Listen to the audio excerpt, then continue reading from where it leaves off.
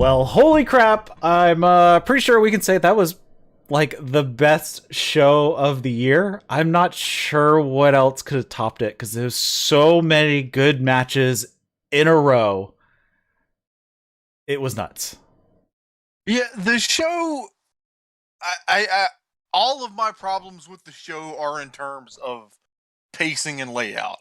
Everything on the show was fucking fantastic, and the ending was perfect. It was exactly what it should have been. It was exactly what everyone wanted. Imagine a wrestling company gave you exactly what you paid for. Imagine that. Holy crap.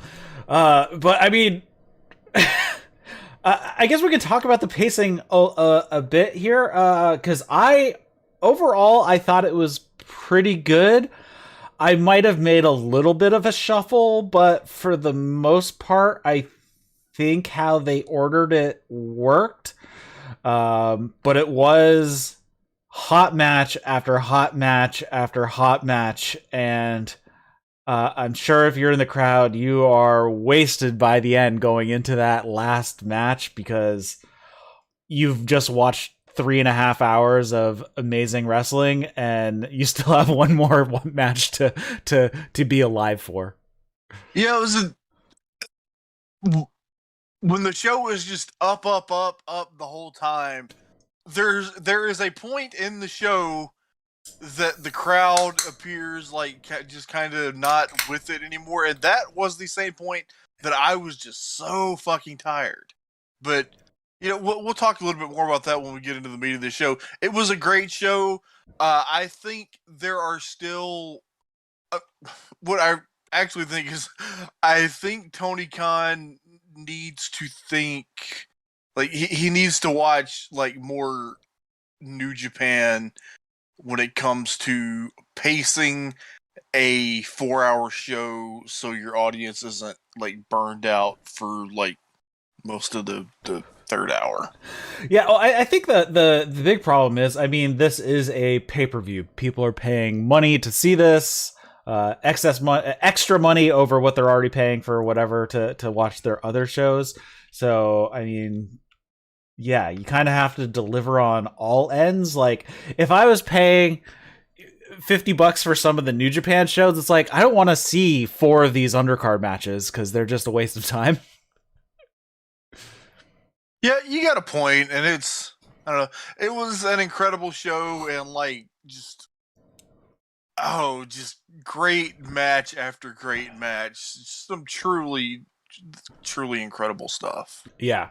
All right. So before we get into the meat of it here, you are listening to That's Wrestling Podcast. If you're listening to this as a podcast, we do this show live on Twitch and on YouTube. Follow the links in the show notes to those channels. Follow us at That's Wrestling 1 with the number 1 on Twitter, and you can follow Trae at WrestleIsm, and all the other fun stuff is down in the show notes if you check that out.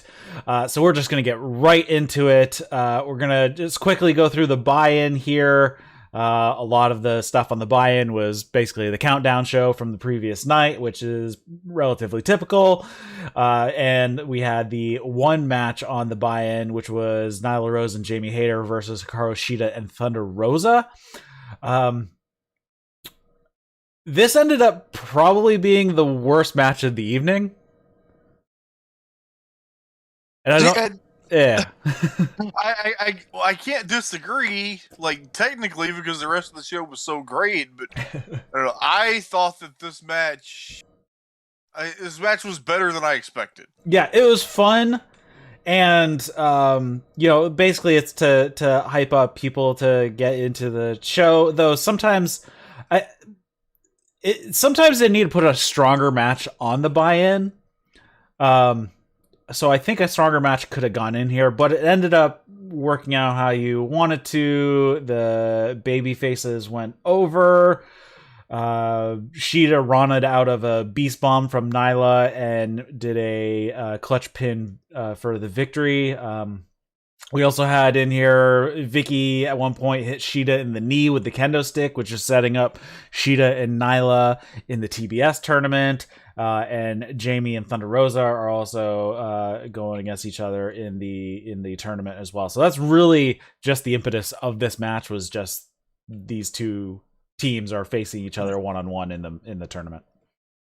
Yeah, so worth noting, this was the 16th anniversary of the passing of Eddie Guerrero, and it was in the city where he passed away and the building where WWE held his tribute shows that night. Mm-hmm. So there were a lot of Eddie Guerrero tributes, including in this match.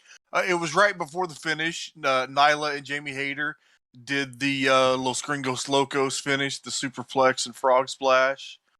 But there was a save. Lots of Eddie chants, of course, because Vicky, his widow, was at ringside. And pretty good. Jamie took the same bump for Thunder Rosa's dive to the floor that she did on Dynamite. Yes, I wrote that. That gal is crazy. Yeah, and it was funny because I'm not the only one who noticed it, and obviously you noticed it as well. And then when I was listening to Observer, they said the exact same thing. They're like, yeah, she started to take the bump way too early, and she did it again here. I mean, it looks awesome. I'm not sure how good it feels, though. Yeah, but really good match. Yeah, I don't know. I didn't take a ton of notes other than those, and Shida got Nyla with the jackknife hold for the win. And Deeb was causing some problems at ringside. Oh yeah, that's right.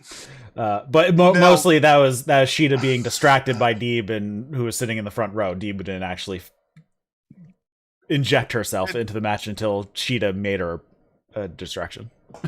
We should mention just briefly before that on the buy-in, they did a little segment where Tony Schiavone brought out Dante Martin, hometown boy.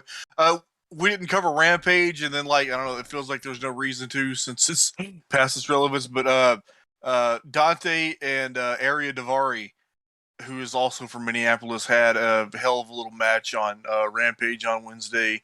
And Dante, so Team Taz handed Dante a contract and told him to think about it.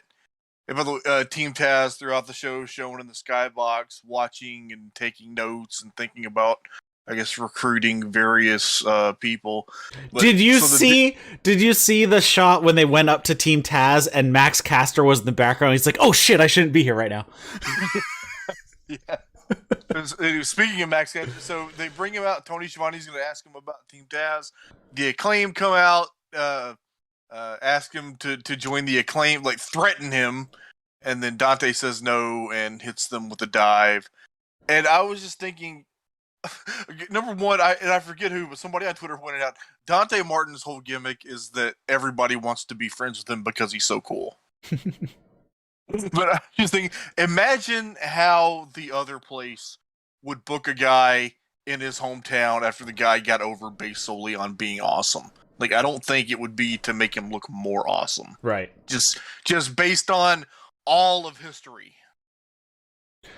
And then also, was the Orange Cassidy segment on the buy-in?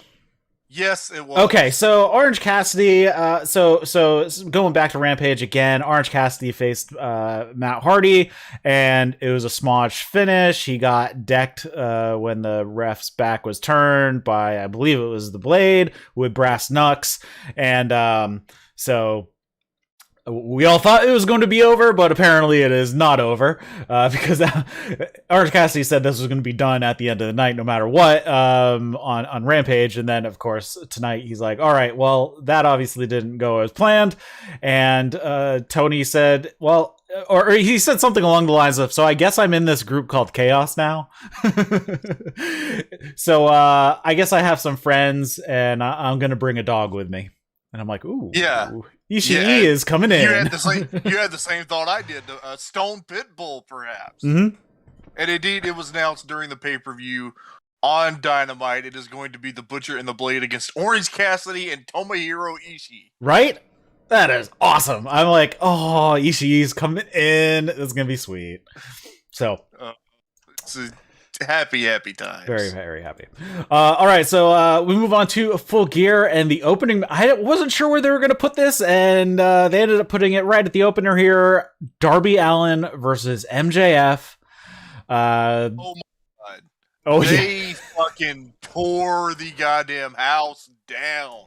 Holy shit! I expected a good match, I did not expect this. Holy shit, this match was great. I know, and I wrote this in the chat. I'm like, everybody in the back is being like, oh, I gotta follow that, son of a bitch. And then, of course, the match after that, they're like, I gotta follow those two matches? Oh, son of a bitch. And then after the third, they're like, what the fuck are they doing? They're trying to kill us. Yeah, if you're booked on an AEW pay-per-view, you're gonna kill yourself. It's part of it. So we had a fun opening video with Darby, his classic film noir that he does. He picks up a guy in an MJF mask in a car, and he's driving around like a reckless man, and then he flips the car and sets it on fire, and yeah, that was fun. Yes. So they actually so Sting came out, but he did leave to the back after Darby headed down to the ring from the stage, and this match was not a Darby match at all. No. This was a ton of wrestling, and Darby is a very good wrestler. They said he actually wrestled in high school, which I did not know. Yeah, well, that's the thing. I think I say this every time it happens. You forget how good a wrestler Darby is until he gets in there and wrestles his ass off. So they roll and chain wrestle early. They exchange a ton of pin attempts right off the bat. So they have a really good start. MJF hits a sucker punch when the ref is trying to break them up out of the corner.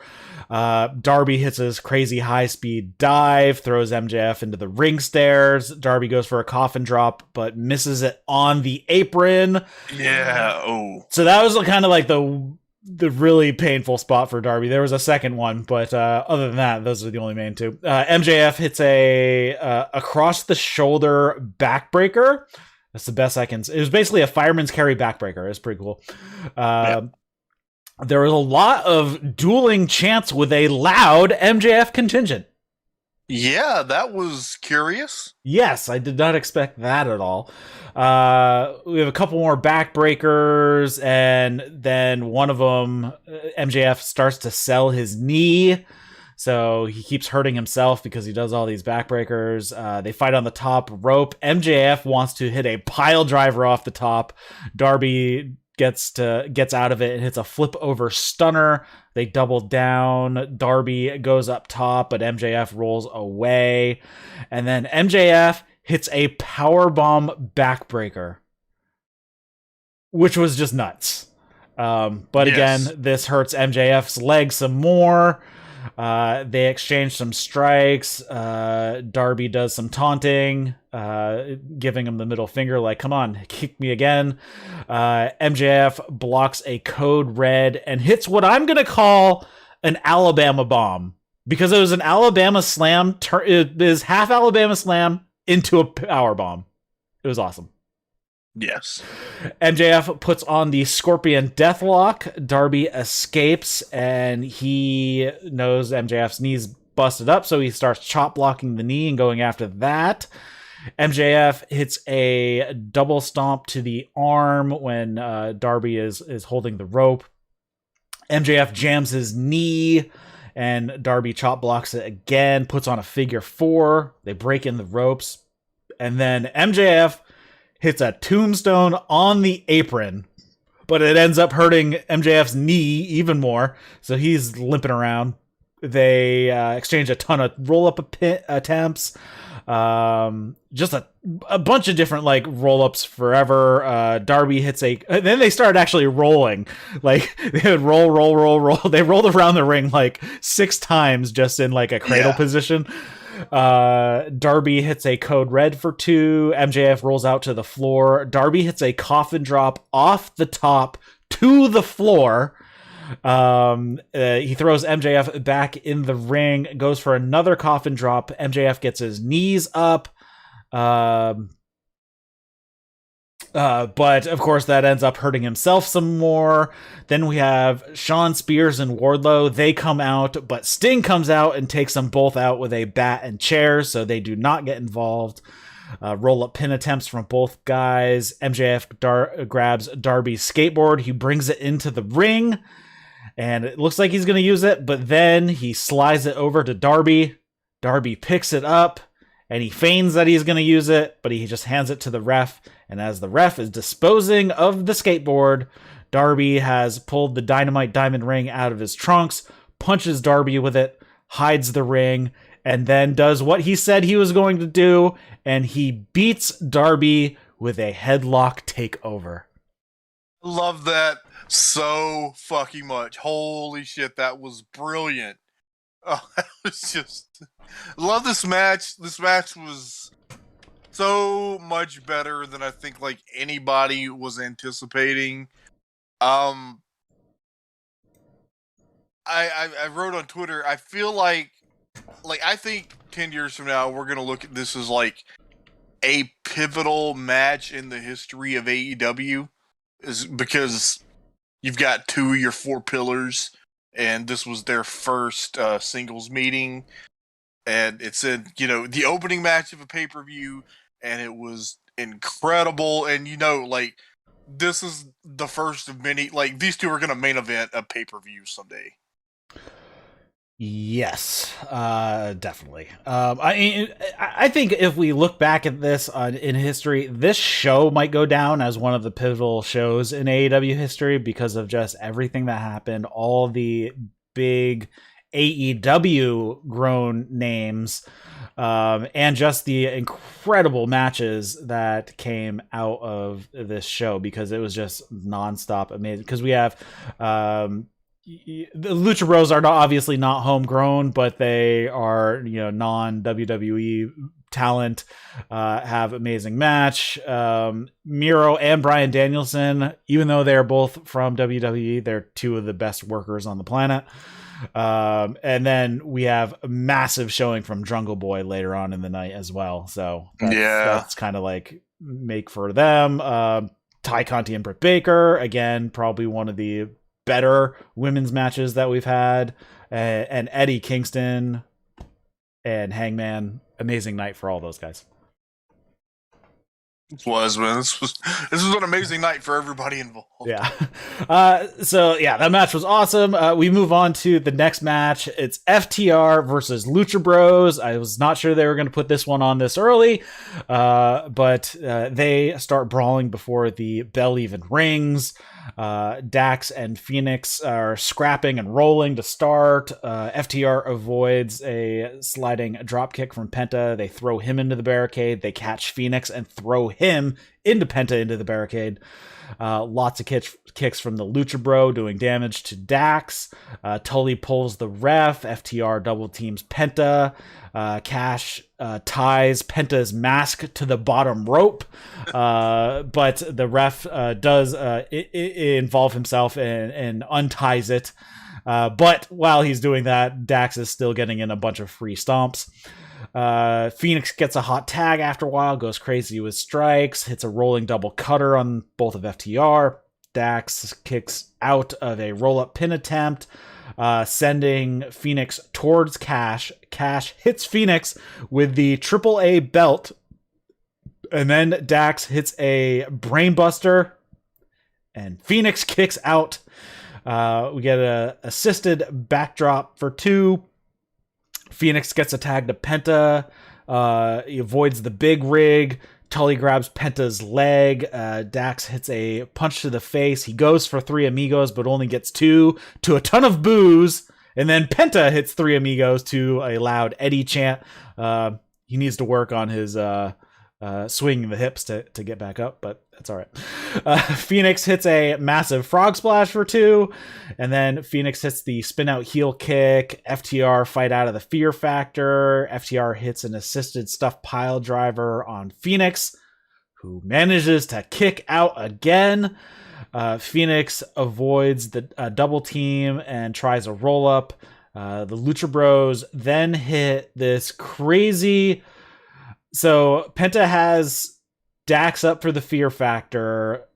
Phoenix is up on the top rope. He jumps, double stomps on Dax, and while he does this, he jumps and gives Cash a Rana, which was amazing.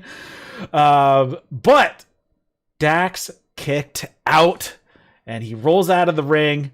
And then we see that Cash and Dax have put on the Super Rana's mask, the Super Frog's mask.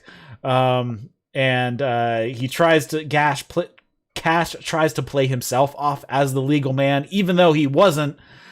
He tries a pin with the ropes, but he gets caught. Then he gets hit with the Fear Factor, and that is all she wrote.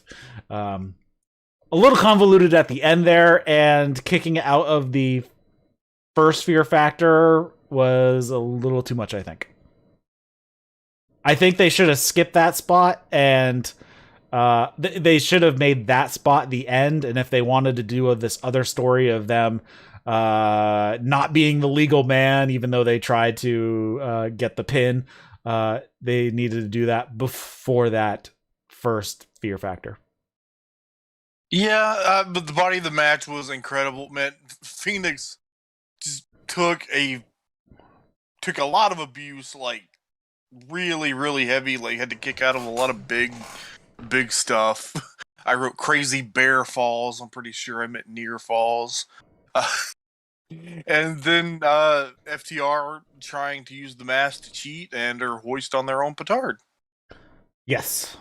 I mean, this was an excellent match. And of course, that continues the storyline because in AAA, they're going to be facing each other for the AAA tag belts in December, I believe. So they need to keep that story going a bit. So, this is kind of the stuff that does need to get done when you're working with other promotions because you have to make sure their storylines stay relevant as well. Yeah. Then we have another insane match. We have the Superkliq, that is Nick and Matt Jackson and Adam Cole versus Jungle Boy Luchasaurus and Christian Cage in a Falls Count Anywhere match. The Bucks have the most hilariously dyed facial hair. What you skipped? Oh, I totally skipped. I totally skipped the match. Let's back up here. Miro and Bryan Danielson was actually the next match. And this was for the finals of the title eliminator tournament. All right, let's get there. We have Bryan offering a handshake before they start, but Miro rebuffs him. And they lock up. Miro uses his strength to push Bryan down a couple times. They move to strikes. Miro scouts the flip out of the corner that Bryan does, and he usually runs up the corner, but doesn't capitalize on it. Bryan hits a kick. Miro blocks a tornado DDT and starts hitting some strikes. They fight on the outside. Bryan's thrown into the barricade, then in the ring stairs. Danielson hits some strikes and a drop kick until Miro hits him with a Samoan drop for 2. Just moving through, Bryan hits a running knee off the apron to the floor, hits a shotgun drop kick off the top, works into a knee bar. Miro powers him up, gives him a deadlift suplex out of that, which was nuts. Bryan flips out of a suplex and hits a head kick for 2. Bryan hits a bunch of knees and then some stomps to the head. Goes for the Busaiku knee, but Miro catches him into a power bomb for a 2 count. Miro's leg is bothering him though. It was taped up already from when did that occur? It was before he was put into the tournament, but I forget what the storyline cause of this tape is. Yeah, the first tournament match was his first match since he lost the title to Sammy, so I don't know. Yeah, I can't remember. Miro goes for game over, but Bryan makes it hard. He keeps slipping his arms off his knees. Bryan just will of force gets to the ropes to break the hold, so he is the first one to actually break the hold of the game over. Miro stomps the back, tries it again, but Bryan rolls back through and then moves into a label lock. Miro fights out and drops some elbows from the top in Bryan's guard. Bryan tries to get a triangle choke on, but he can't cinch it up. He does start throwing some elbows, but Miro gouges the eyes. Bryan hits a bunch of strikes over and over. Miro starts no-selling them. He throws one forearm and drops Bryan. Miro gives Bryan free kicks. So he kicks him a bunch of times, and then drops Bryan with one shot. He gives Bryan some more free kicks, and then drops him again with one shot. They fight on the top rope, and Bryan hits it was supposed to be, it didn't look that great, but it worked, a swing DDT off the top, and then chokes out Miro with the guillotine choke. This was like a battle between superhumans. It was like a superhero fight. Miro is just like a force of nature, and then Bryan has the superpower of being amazing at pro wrestling. So he's got to think and find a way to solve this puzzle. And he does. It's kind of been established. Miro's weakness is his neck. I love the promo. I think the first promo after he lost the TNT title, where he was complaining to his god that you gave me a body made of granite and a neck made of sand. Yes. And then in the promo leading up to this match, he said, "Will my god trade my bad neck for yours?" So that's great. So yeah, dude, this match ruled so fucking hard. Yeah, so by the time we're 3 matches in here, I'm like, oh man, the guys in the back have got to be like, oh, son of a bitch. Like, if they have to follow this. But they did a good job, because the next match, which I had skipped to, was the Superkliq versus Jungle Boy, Luchasaurus, and Christian Cage. Falls count anywhere. And as I said, what? I'm sorry, go ahead. I just wanted to say before you get into something, but you may have been about to say what I was going to say, so go ahead. The Bucks have the most hilariously dyed facial hair ever. Their gear was so fucking pink, it was upsetting my TV. And I was far from the only... There were a lot of people on Twitter getting, oh my god, my screen cannot handle that level of pink. Holy shit. That's funny. Yeah, red is very hard on... LCDs just in general to generate that color of light using LEDs and whatnot, and it's really hard on cameras as well. So it was really hard on cameras to pick up as well. So it did not help. They brawl right off the bell. Everyone's just fighting all over the place. Jungle Boy hits the springboard arm drag on Cole. He tries it on the Bucks at the same time. But they flip out. Cole hits Luchasaurus with a chair. Jungle Boy throws a chair into Cole's face. Let's skip some of this opening stuff. They start fighting. Let's see where they set up a chair on the outside, and Jungle Boy and Luchasaurus hit a double team on Cole onto the chair. And Cole comes up. He's busted open. They set up there's a couple tables that get set up on ringside. They set up Cole for a concerto, and Christian hands the chair to Jungle Boy. And before he can do anything, the Bucks come in to break it up. Christian and Nick fight towards the back. They're basically fighting near on the floor by the edge of the stage. We did have 3 refs, which is the first thing I said. I hope they have 3 refs for this match, and then I saw there were 2 more refs on the outside. I'm like, okay, that is the right way to do a falls count anywhere, so we're good with that. So ref follows them. Luchasaurus hits a bunch of strikes on Cole, but then a bunch of super kicks are traded all around. Luchasaurus ends up on a table. Jungle Boy hits a step-up Rana, sending Cole through a different table on the floor. Matt hits an elbow drop off was he on a ladder? Or was it off the top rope? I can't remember. It was off the top rope. Off the top rope, through the table with Luchasaurus. Nick and Christian are fighting in the crowd. Christian does a cross-body balcony dive onto Nick, Michael Nakazawa, and Brandon Cutler. Those guys caught him so fucking carefully. Yes, those guys, Nakazawa and Brandon were like the catchmen for this match and made sure nobody smacked the ground hard. Yeah. They fight back to the ring. Superkliq puts some thumbtacks in Jungle Boy's mouth. They do the super kiss party and then double super kicks to his face while he's in the camel clutch with Cole. Cole covers, Christian breaks it up, and then a ladder comes into play.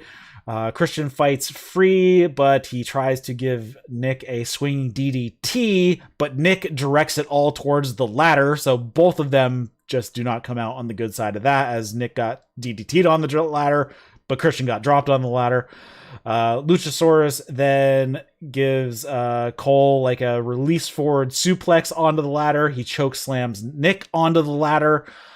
Matt breaks up a cover with a trash can. Matt hits a super kick and only gets a 1 count on Luchasaurus. Jungle Boy gets on the snare trap on the stage but Cole breaks it up. Luchasaurus was going for a double choke slam of the Bucks off the stage, but he gets low blowed by Cole, and everybody else gets low blowed. Cole and Jungle Boy fight on the stage by some scaffolding. Cole hits a Panama Sunrise on the stage. Luchasaurus breaks up that pin. Super kick party to Luchasaurus and then to Christian. Cole brings out he brings out a bag and he pulls out knee pads with thumbtacks in them, and they all the Bucks and he put them on. They hit a BTE trigger, a 3-way BTE trigger with the tacked knee pads to Luchasaurus, but Jungle Boy breaks up the pin. Adam Cole is then chokeslammed off the stage onto Nakazawa, Brandon, and Nick. And then Luchasaurus does a shooting star press off the stage onto that group. Holy shit. And then Christian sets up Matt for the concerto. He's about to do it. Jungle Boy nudges him and says, "Let me do it." And then he hits the concerto on Matt and he pins Matt Jackson for the win. Jungle Boy here getting the victory. This match was nuts. Yes, it was. This was the night where Jungle Boy became Jungle Man. Mm-hmm. I just feels like the overwhelming impression, like because and the babyfaces in this match is dressed in proper street fight attire. Luchasaurus is wearing jeans, but then he's got like his I don't want to call it a cod piece, but is it a cod piece? The part of his gear that hangs like over his junk. It was so funny. The loincloth and then, type of thing. Yeah. So loincloth. So Jungle Boy took he took a lot of nasty stuff, and then there was the early offer of the chair, and he didn't, and then he did at the end, and this match was a coming of age story for Jungle Jack. Yeah, so a little bit of nuance in this. I am not sure if it was intentional or not, but I'll bring it up what I saw. The first time Christian had set up the concerto and Jungle Boy was in the ring, Christian basically put the chair in Jungle Boy's hands, and Jungle Boy looked unsure of what he was going to do. Yeah. Which that pause then gave the Bucks the opportunity to come in. Then at the end, Jungle Boy, before Christian hits the concerto, Jungle Boy says, "No, let me do it." And he does hesitate, and just the look is like, should I do this or not? He does it, but even after the pin, he's like, he still looked unsure about what he just did, if what he did was the right thing to do. Yeah. So I'm curious if this might be a little bit of a fracture of where Jungle Boy and Christian Cage start to head off in different directions, because Jungle Boy might see Christian as a bad influence, I guess, or who the hell knows? It could be the breakup of Jurassic Express and Jungle Boy and Christian Cage end up going off as a team. But I think there's going to be some sort of strife dealing with how Christian has moved Jungle Boy down a path that somebody is going to take a problem with, whether that's Luchasaurus or it's Jungle Boy himself that takes a issue with the path that Christian Cage is slowly turning him down. Yeah, well, there's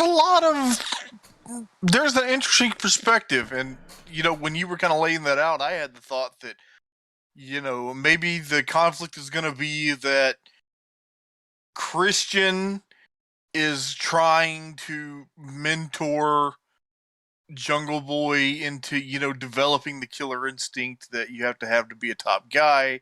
And maybe, Luchasaurus is trying to keep him a Jungle Boy. Right. That could be interesting. So We shall see.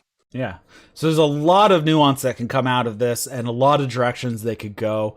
I'm assuming those facial expressions were not on accident. I assume they're purposeful to the story. So we will see. I just thought that was very interesting. Just kind of the subtle pauses and looks that Jungle Boy gave in both of those situations and then going at the end. So.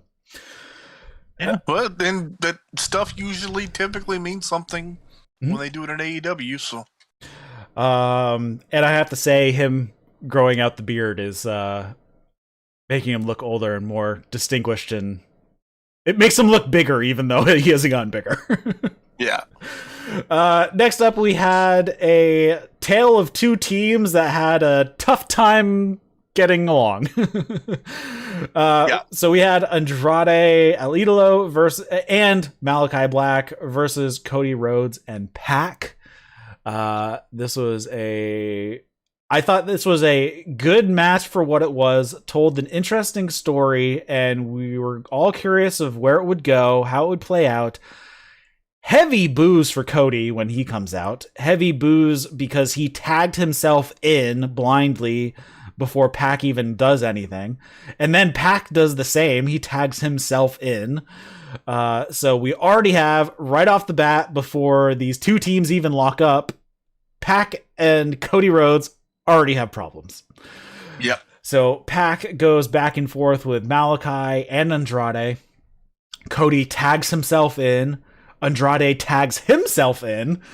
Cody's still getting boos over Andrade, so this isn't just a Malakai Black problem. This is a Cody problem because now he's getting booed over Andrade as well. Cody flips out onto the apron. Andrade does the same, but he barely makes it. Like, he got caught up, and I'm like, oh, is he gonna make it? Is he gonna make it? And he just like tipped over and made it out onto the. Did you notice that? That was pretty funny. Yeah. I thought he was gonna break too. Like, he did kind of smile a little bit about how goofy that looked. Jose gets involved. Cody hits him with a dive, then hits a power slam on Andrade. Pac blind tags himself in, and then Black tags himself in. Malakai beats up on Pac for a bit. Andrade tags himself back in, stomps on Pac, and then this was a really funny thing. Andrade offers the tag to Malakai, and Malakai, instead of tagging his hand, he reaches farther into the ring and taps him on the shoulder. Yeah, most of this match was just guys tagging themselves in and the other guy being annoyed about it. Yeah, so I thought that was great. He offers up the tag, and he goes out of his way to still hit him up on the shoulder instead of just hitting him in the hand, which was great. Cody tags himself in, a bunch of boos, hits a second rope Cody cutter. Malakai blocks a crossroad. Pac tags himself in. Black hits a spinning heel kick to Cody. Cody falls to the outside. He's not the legal man anyways. He sends both guys to the floor, so Pac sends both Malakai and Andrade to the floor, does a moonsault on the floor to both of them. Jose steps up to Arn.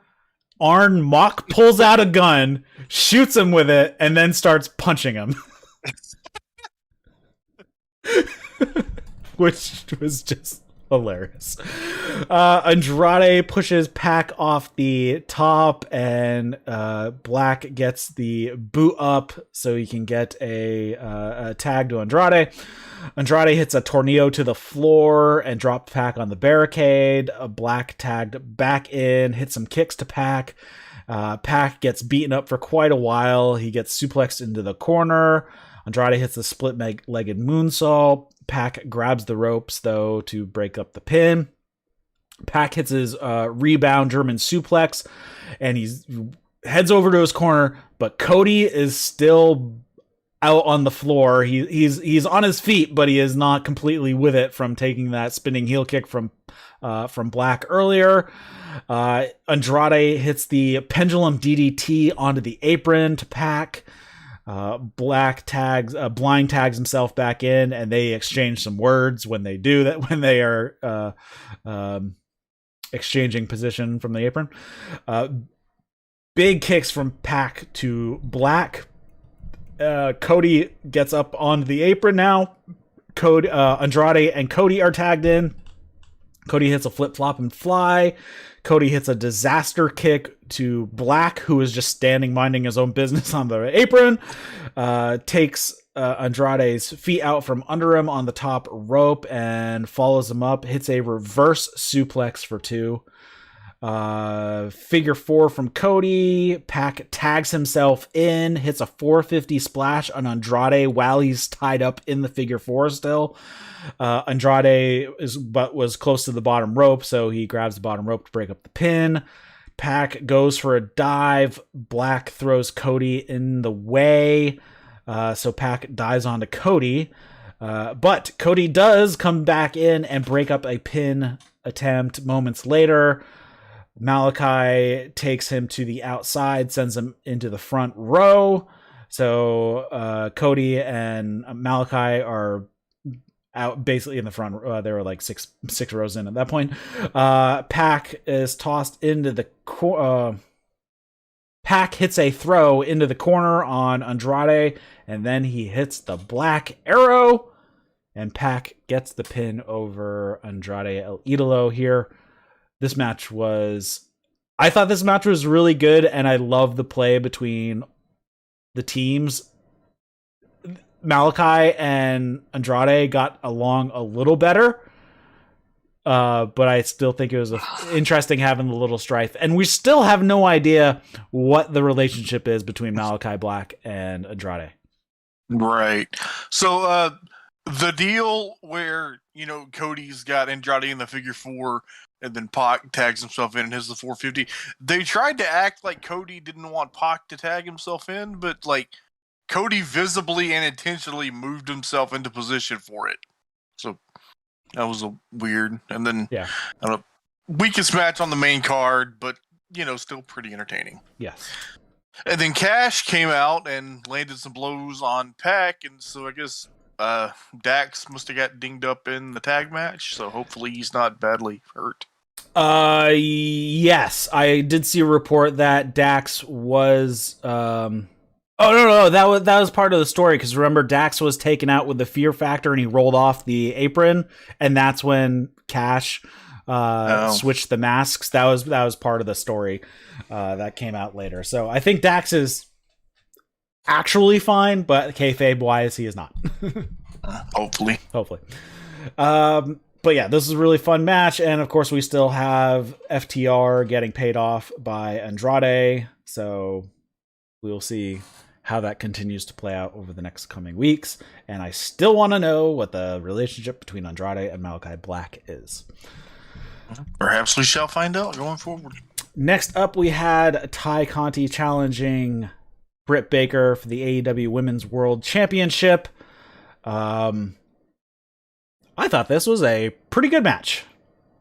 I thought this was a very, very good match in front of an exhausted crowd. Yes, that was kind of the one thing. It was not as hot as you would think it would be. I think they should have put this match on a little earlier, but I don't know who would be best to follow. It might actually have been best to put this on as the opening match. But it's fine. It was still fun. I would have swapped this in the tag title match. Mm-hmm. Though it would be hard to follow that MJF and Darby Allin match, but yeah, that probably front loading them somewhere would probably have been the right idea. The crowd was pretty split, though. There was a lot of support for Ty Conti. Britt tries some roll ups early. Ty hits some forearms, some judo throws, boot to the face when Britt was running in. Ty tries to wrap up Britt in the ropes with an armbar, but Britt fights out of it. Britt hits a butterfly suplex and then some strikes, then a swinging neck breaker for 2. Ty fights out of the lockjaw by smashing the previously broken hand that Britt had taped up. She hits a flying knee and a few forearms, a few lariats, and then 3 pump kicks in the corner and a crossbody off the top for 2. She hits a kick to the head and a German suplex for 2. Ty starts climbing the ropes, but Britt kicks their feet from under her and hits a hanging neck breaker. And then Britt goes to get the glove from Rebel. But when she turns around, Ty hits a cutter for a 2 count. They fight out onto the apron, and but Ty is her eyes are taken off of Britt for a moment with Rebel and Jamie there. Ty set up for a gotch pile driver, but Britt escapes and hits an air raid crash on the apron. That woke the crowd up. Yes, this is where the crowd came alive for this match. She rolls her into the ring, but only gets a 2 count. Ty gets to the ropes before Britt can get the lockjaw on again. They fight for position. Ty hits the Ty KO and only gets a 2 count. Britt kicks out. Britt hits a super kick. Ty comes back with a pump kick.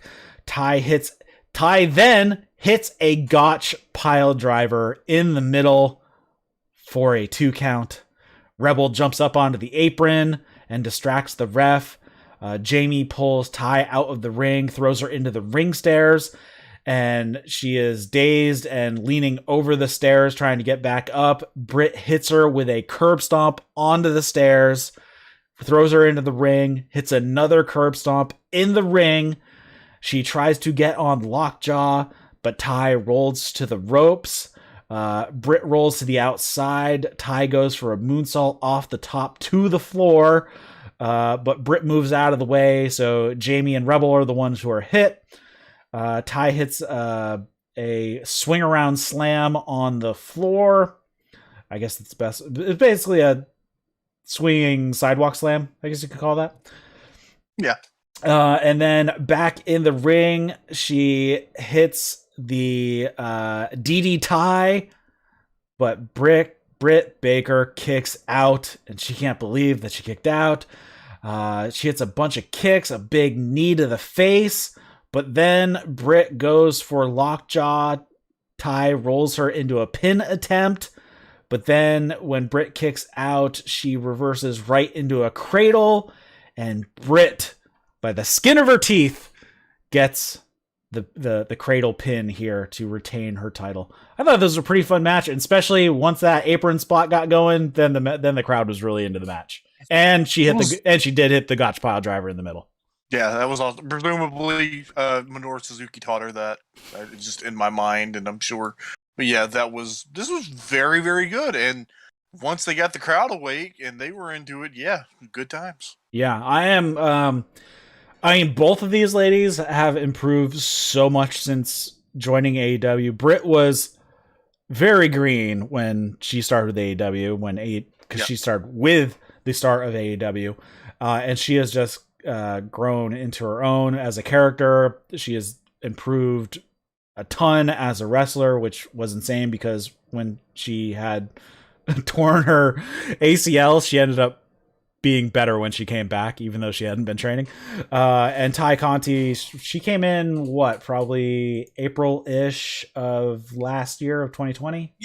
I think it was in the summer, because wasn't her first appearances in that women's tag team tournament? I think she might have came in right before that, but yes. She might have been on Dark a few times before, but yeah, she was... from being in NXT and never seemingly getting any better to she's better every time you see her now. Yeah. Well, she would have had to come in probably May, because she was part of the April releases from WWE, early pandemic releases. So she would have only had 30 days since she was NXT. Yeah. Yeah. So both of these ladies, and they're both, I don't know how old Ty Conti. I think she's only 25. I have to check. She's 26, so she has plenty of time if she's going to continue on in AEW. And Britt, I think, is only 28-ish or so. If you Google Ty Conti to see how old she is, you get some very nice image results. Yes, she has a very active photo posting regiment on Twitter and Instagram and all that fun stuff. Yeah. Britt's actually 30, so Britt still has, of course, plenty of time too. They're both young. So she went to dental school. Damn it. Yes, she did. That's a long time. All right. So looking forward, especially, I mean, at this point, I could see Ty getting a world champion run in the next 3 years or so if she sticks with wrestling. I see the same. Yeah. Next up, we had CM Punk versus Eddie Kingston. Oh boy, did we! It was a bit of a split crowd. We had some interesting booing happening at various spots. Interesting enough, I don't think Eddie was booed at any point in the match. CM Punk was the only one who got some boos once in a while. Yeah, I think. They got right in each other's faces. Eddie hits Punk with a back fist before the bell even rings. So Punk is like out and he rolls over to the ropes and the ref is like, "What are you doing? What are you doing?" And he goes to check on CM Punk. And as CM Punk comes to, he just throws up the middle finger and tells the ref to start the match. And throughout the match, they're like calling each other names. Sometimes you pick it up. They're calling each other motherfuckers, and it was great. We get some knees from Punk, an exploder from Eddie. Eddie's just looking like a madman. A bunch of strikes from Kingston. Punk comes back with some of his own to a chorus of boos. We get mid kicks from Punk, a poke to the eye from Eddie, which gets massive cheers and an Eddie chant.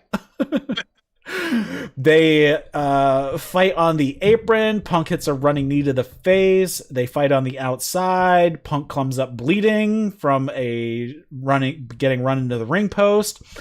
He was bleeding a lot.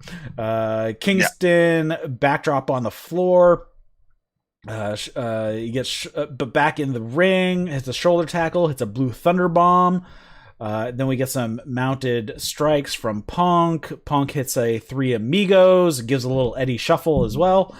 Punk goes up top, but Eddie follows and throws a bunch of strikes, hits him with a superplex. Then at this point, they have both crawled into opposite corners and they're just sitting, staring at each other.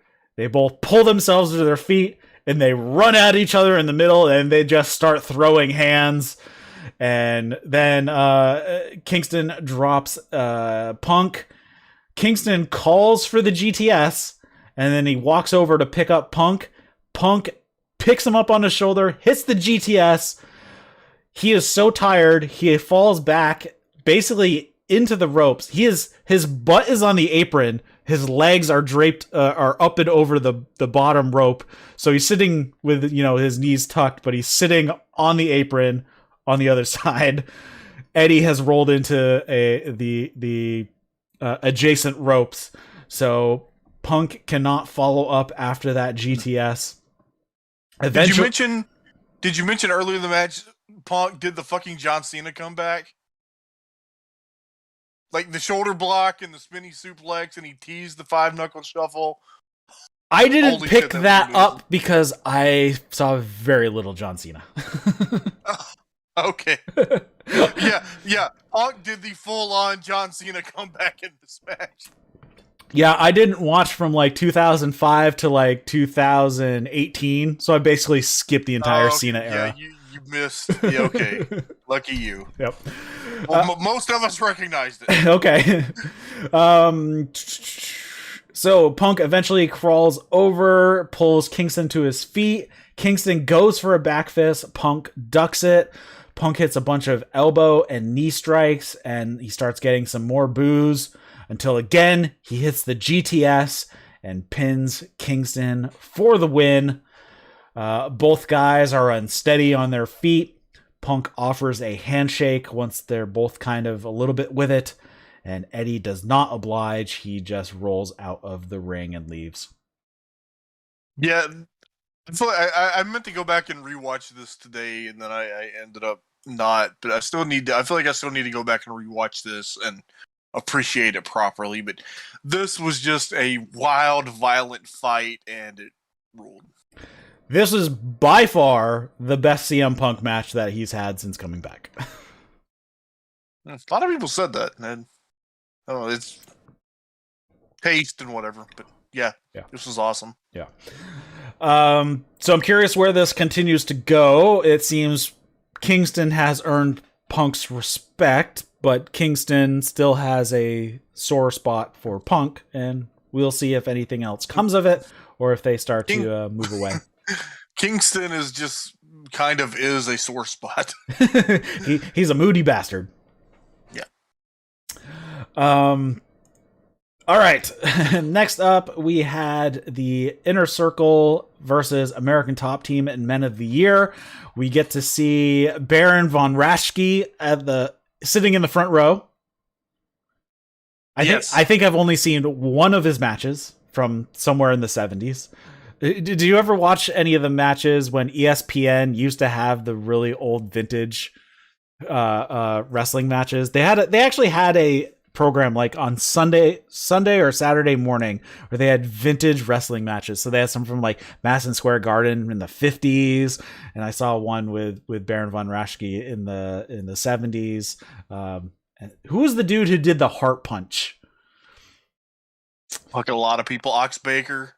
I think was like the main, but yeah, I've seen some Baron von Raschke, and you saw all of his best stuff here. Yeah. So I bring it up because it comes into play in the match. Dan Lambert is wearing a velvet tracksuit, which was hilarious. And then we start off the match. Sammy and Sky started off, and I wrote here, I am not sure why they are tagging in for a no DQ match. And why are people just standing around on the outside waiting for their turn? This is Minneapolis, so it's street fights are very polite. Everybody just has a nice, polite tag team wrestling match and obeys the rules. Well, that politeness didn't last too long, but during the politeness, Inner Circle beat up Sky for a bit, and then we get to see Andre Orlovsky. He is not good. We see Junior's doing spots. He catches a crossbody from Jericho, hits him with a power slam, hits him with a delayed vertical suplex, and then hits a standing moonsault. I wrote Junior Dos Santos hits a standing moonsault on Chris Jericho, and I cannot cope with how goddamn bizarre that sentence is. Yes, and he looks Junior, so happy to be in there. He's having so much fun. I mean, that's a guy, like, you could do something with him. Yes. You could tell he loves what he's doing. I'm guessing Junior was a wrestling fan before all this, because and of course Dan has been a wrestling fan forever. But yes, he looks just so damn happy that he even hit the moonsault that he forgot to even go for a cover. So then after that, Dan is tagged in, so he slaps Jericho in the face a few times. Jericho blocks a slap, and then everything breaks down. We have Inner Circle send ATT packing. So Jericho chases Dan around the outside, but then he gets hit with a hockey stick. We see a bunch of dives. Jake Hager goes up top and dives on everyone. Jericho finds a Prince symbol under the ring. I never thought I'd write this. There was a Purple Rain chant at a wrestling match. That was... There's all type of plunder, and this is all stuff that is tied to or was invented in Minnesota. So part of the plunder was a toaster, a bundt cake pan, hockey sticks. We had oil drums in there, water skis, whole bunch of stuff. I swear the bundt cake pan was in there just so JR could go, not the damn bundt cake. Yeah, Santana Ortiz put a trash can on Ethan Page and start whacking him with hockey sticks. Hayter comes in with a toaster to make the save after a spine buster from Andre onto Santana. Jericho comes in with a water ski. Lambert pulls Jericho out of the ring, but then he just runs away like a little bitch. Sky is double teamed. Sammy hits a senton for 2. Sammy sets up a table. Junior is up on the top rope. Santana Ortiz hit a superplex to Junior. So Junior takes a huge bump here. Sammy climbs the ladder, hits a swanton through the table on Scorpio Sky. Okay. We've seen so many of these. It should be known now, if you're doing a swanton, you are going to go farther than you expect. So try to drop as straight down as you can, because Sammy did exactly what Jeff Hardy has done 8 zillion times. He got the swanton, he hit the dude with the back of his shoulders, and his ass slams into the ground. Yeah, this was just perfectly, even the way they shot it, this was a 2000 Jeff Hardy homage. Yes. So you're always going to go way farther than you think. So don't go nearly as far. Try to basically land yourself on the bottom rung and you'll be good, because then you won't overshoot and you'll land where you should. Let's see, where was I? Paige hits an ego edge on the floor on Ortiz. Baron von Raschke puts on the claw while he's sitting in the front row. Santana then uses a security guard, and he says he has him get down on all fours and uses him as a launching pad to dive onto Paige in the front row, and they basically go like 6 rows back. He had everybody get out of the way, and he just like flies through. It was very like New Japan-ish, that sometimes you see that happening. Dan Lambert gets into the ring by himself, thinking everybody is down. He starts celebrating and cheering. Oh, look at what my team did. Look at what my team did. And then in from behind, Jericho gets in the ring. There's a giant "you fucked up" chant. Jericho goes for a lion salt, but he stalls because Junior was out of position. Junior punches him in the face while Jericho is right there. Dan goes for a cover for a 2 count. Jericho beats down Dan with a kendo stick. He hits Junior with it as well when he tries to come in. Jericho acquires a stapler, and Dan covers his face, so Jericho staples him in the balls, and then Jericho does a tribute to Eddie Guerrero, hits the frog splash, and gets the win. And very emotional from Jericho as well after that as well. Yeah, and I saw someone, dude, well, why did Jericho get to do the 80 tribute? Because Jericho was the one guy on the show, like, he was actually friends with and worked with Eddie for many years. Right. Dumbass. Overall, what did you think of this match? Quite fun. The opening segment where they just had a very polite tag team wrestling match was quizzical, but overall, this was it ended up being fun, and yeah, purple stapler to the balls. Can't get better than that. Yeah. So I'm guessing we will no longer be seeing any of the American Top Team guys. I'm curious if we're going to keep seeing Dan, but we'll see. I would have no problem seeing Junior back. Yes, you can bring Junior back. Yeah, I think Junior would be fun. If he can pick this stuff up as quick as he has so far, because he's only had like a few times with Jericho training. Like, I think the last time they're like, yeah, we had 30 minutes with Junior to get him to do this stuff. So if he can pick it up and he's just as natural, he's like a natural, like a Kurt Angle just picks it up like nobody's business. It could be interesting for him to kind of have a rejuvenized career, because he is not that young, but he is not that old, I don't think, either. Dos Santos. He's 37. Yeah. So Cain Velasquez also doing pro wrestling. He's making his return to AAA next month. Yeah, they had a very storied, like 3 or 4 match rivalry in the UFC. Yep. Do Junior and Kane as a pro wrestling match? Why not? Yes. That could be interesting. They run down for what matches we do have for Dynamite. We got Butcher and Blade versus Orange Cassidy and Tomohiro Ishii. We have Hikaru Shida and Nyla Rose. That's part of the TBS tournament. And then we have the Acclaimed versus Leo Rush and Dante Martin. That should be an awesome match. Yes. I believe there's also been awesome. one more match announced, but I don't have it on hand. It was announced on Twitter. Well, there was the one that's that's about to be made. All right, Yeah. Tony Schiavone comes out and announces a new signee. It is Jay Lethal, and he makes a challenge to Sammy for the TNT title. Sammy comes out, says you're on. That match is also made for Dynamite. Man, Sammy hadn't really done much with the TNT title, which granted he's been kind of it was in this thing, but just based on that, I put that belt on Lethal. What?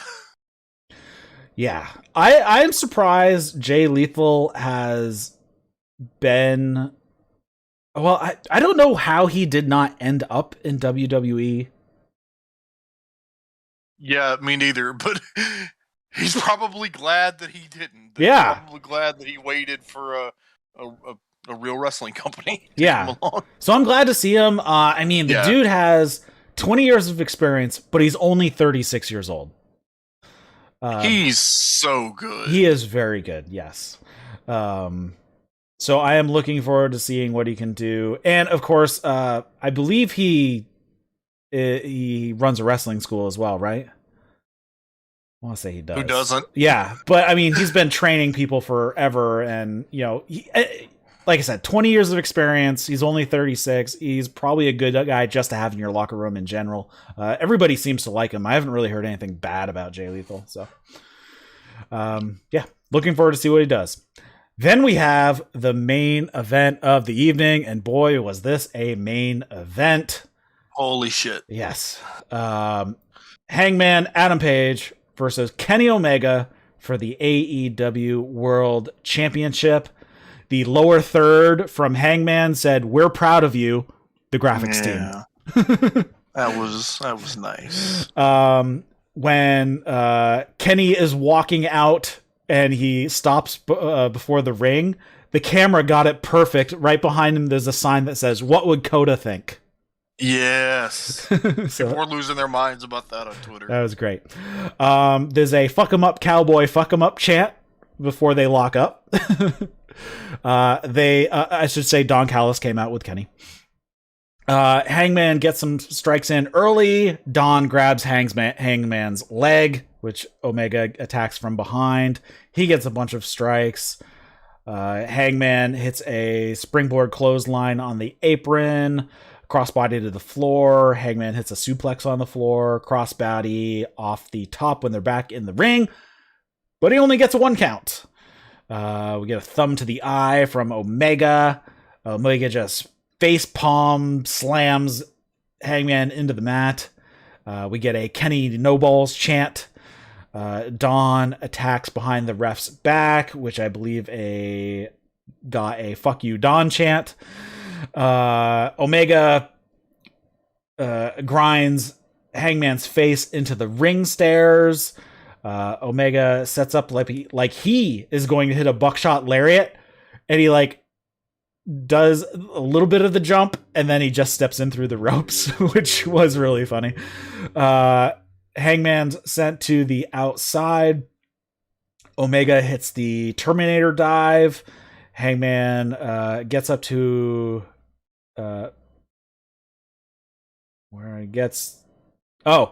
Hangman gets the feet up on the moonsault part of the "You Can't Escape." So Hangman starts to make his comeback, hits some strikes, hits a dive, sending Omega into the barricade, does the moonsault to the floor. Hangman hits a brainbuster for 2. Hangman sets Omega up on the top rope. Omega fights him off and hits a springboard sunset bomb, which was crazy. So Hangman's standing on the second rope, facing the corner post. Omega has slid out to the side, and then he does this springboard, flips over upside down, grabs him, and gives him a sunset bomb off the second rope, which was awesome. Then Omega hits a Snapdragon, and then another one, and then he hits a third on the apron. Hits a massive V-trigger to Hangman in the ropes. Hangman fights out of a one-winged angel. Hangman hits a release German, and Kenny flips all the way over, landing on his front. Omega then hits a Tiger Driver for 2.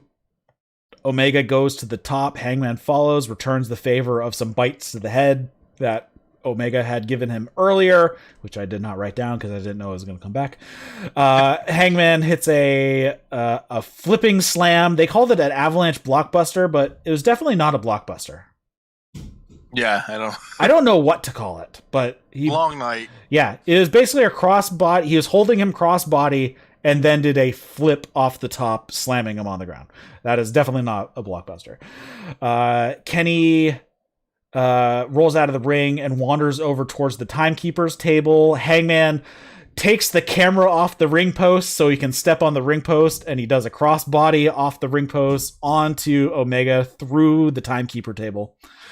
Hangman sets up for the buckshot, but Kenny falls down before he can do it. And then Hangman calls for a V-trigger, but he misses it.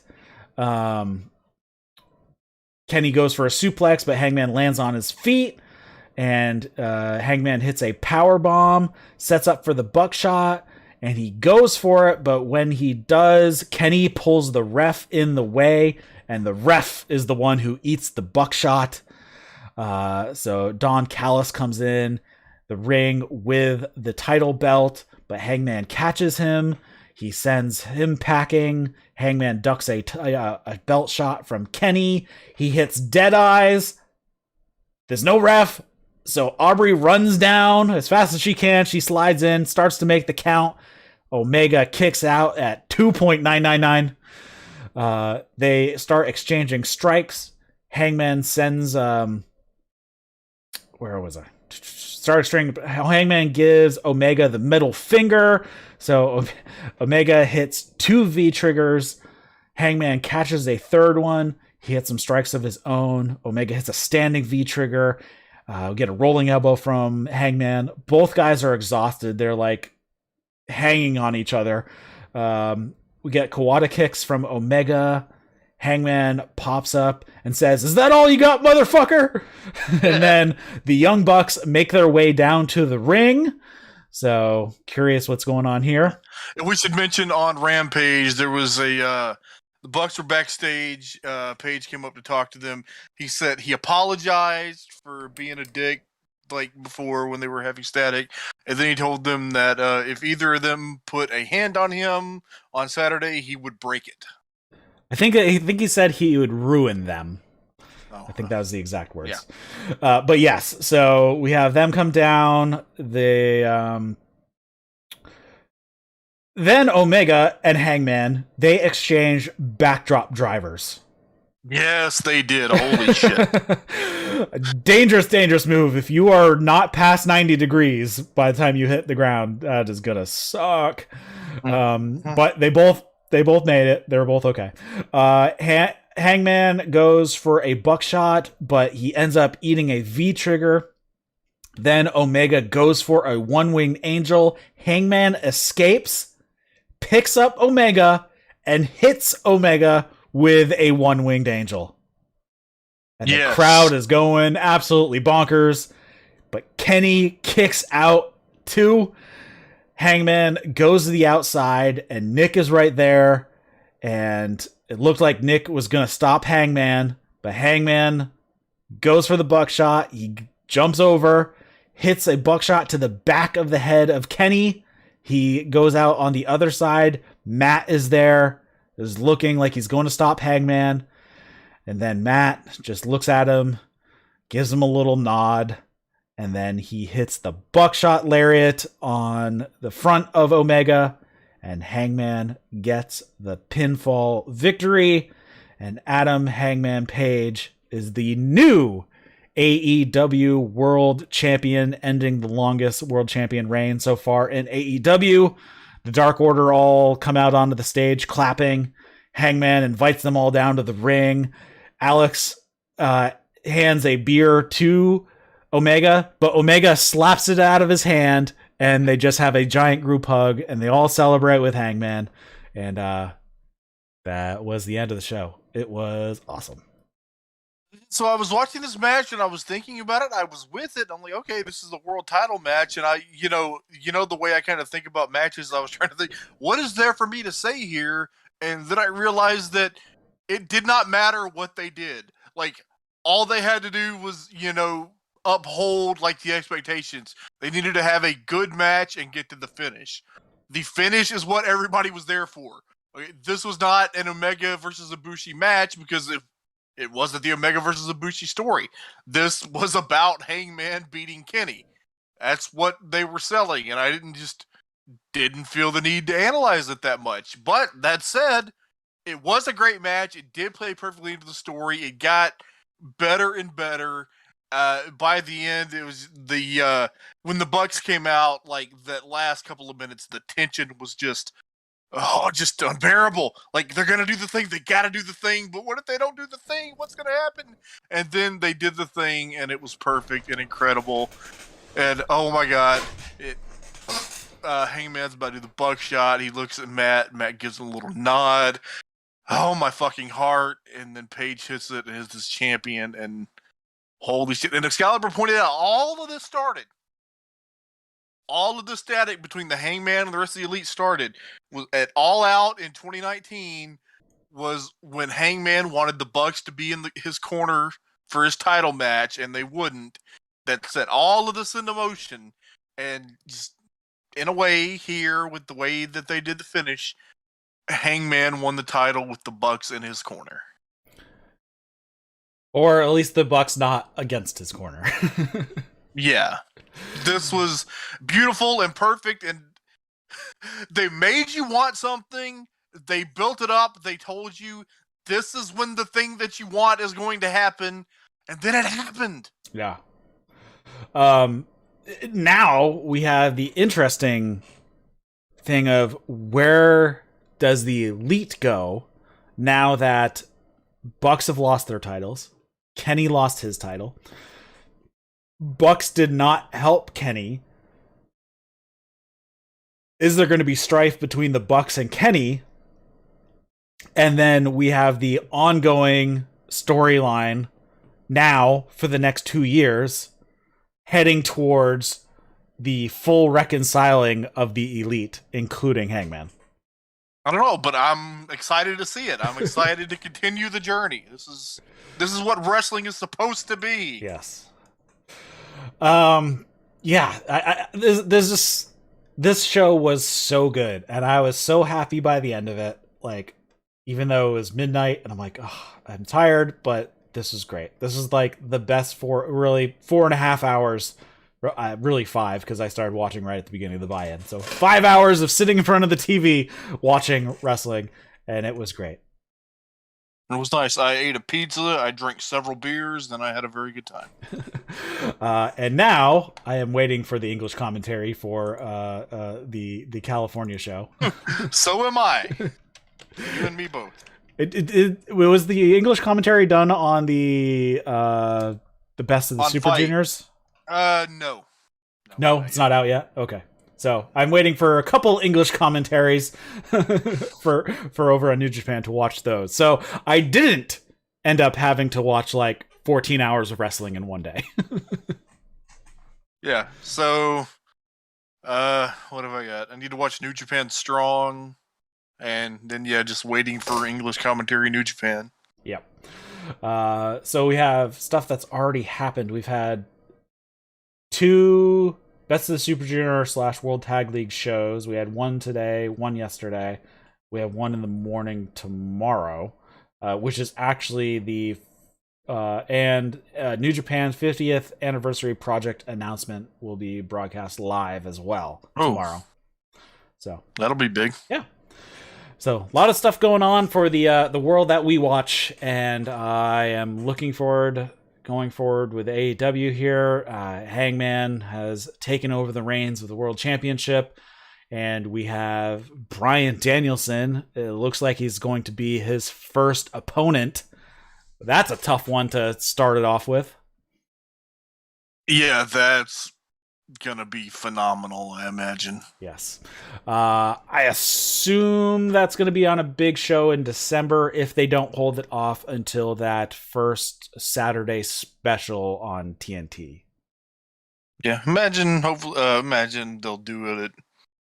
They're gonna do Winter is Coming again, and they'll do it there. But I don't know. We'll find out. Yep. So I think that's all I have because we've just been gushing about this for about an hour and 20 minutes now. So anything you want to touch on before we wrap it up here? That's all I got, brother. All right, cool. Thank you, everybody, for watching and listening to the That's Wrestling podcast. Like I said, if you're listening to this as a podcast, we do this show live on Twitch and on YouTube, so you can come hang out in the chat with those. Head over to our Discord. Link is in the show notes for that. Follow us on Twitter at That's Wrestling 1. All the links to all this information is down in the show notes, whether you're on podcast or you're on YouTube or whatever. You can follow Trae at WrestleIsm. So for Trae, my name's Eric. You've been watching and listening to That's Wrestling. See you later, guys. Bye, y'all.